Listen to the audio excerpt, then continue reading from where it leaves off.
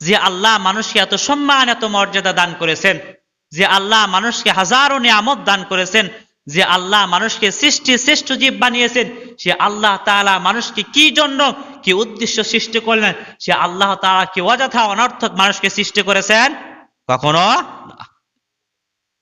আল্লাহ রাব্বুল আলামিন বলেন, আফা হাসিবতুম আন্নামা খলাকনাকুম আবাসা, ও মানব জাতি তোমরা কি ভাবছো আমি আল্লাহ তোমাদেরকে অযথা অনর্থক সৃষ্টি করেছি? না না, আমি আল্লাহ তোমাদেরকে অযথা অনর্থক সৃষ্টি করি নাই। আমি আল্লাহ তোমাদেরকে অযথা অনর্থক সৃষ্টি করে দুনিয়াতে পাঠাই নাই। আমি আল্লাহ তোমাদেরকে মূলত দুনিয়াতে সৃষ্টি করেছি পরীক্ষা করার জন্য। আমি আল্লাহ তোমাদেরকে মূলত দুনিয়াতে সৃষ্টি করেছি পরীক্ষা করার জন্য।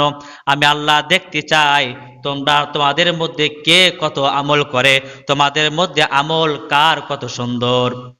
আল্লাহ রাব্বুল আলামিন বলেন, আল্লাযী খালাকাল মাউতা ওয়াল হায়াতা লিয়াবলুয়াকুম আইয়ুকুম আহসানু আমালা, যিনি জীবন এবং মৃত্যুকে সৃষ্টি করেছে তোমাদেরকে পরীক্ষা করার জন্য, যে তোমাদের মধ্যে আমলে কে সুন্দর তা দেখার জন্য।